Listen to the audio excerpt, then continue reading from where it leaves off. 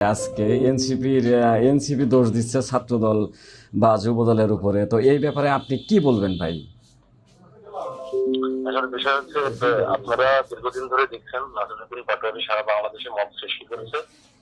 তার ধারাবাহিকতায় গত কিছুদিন আগে নাসিরউদ্দিন পাটোয়ারি দেশনায়ক তারেক রহমান বাংলাদেশের প্রধানমন্ত্রী তাকে নিয়ে বিভিন্ন ভাবে অনাকাঙ্ক্ষিত বক্তব্য দিয়েছে।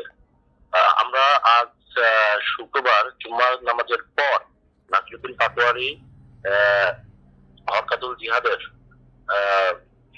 গ্রেনেড হামলার সাজাপ্রাপ্ত আসামি তাকে নিয়ে অস্ত্র সহ ছেলেদের মব সৃষ্টি পরিকল্পনা করেছিল এবং তারা সাধারণ জনগণের উপরে অস্ত্র সহ হামলা করে।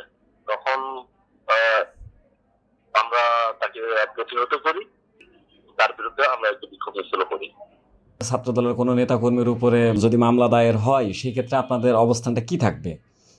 আমাদের স্পষ্ট অবস্থান, যারা অস্ত্র সহ সাধারণ জনগণের উপরে মব সৃষ্টি করে তাদের বিরুদ্ধে আমাদের কঠোর অবস্থান থাকবে এবং প্রশাসনের দৃষ্টি আকর্ষণ করি তারা এই বিষয়টা সঠিক তদন্ত করবে এবং যারা অস্ত্র সহ অরাজকতা এবং মব সৃষ্টি করবে তাদেরকে খুব দ্রুতই আইনের আওতায় নিয়ে আসবে।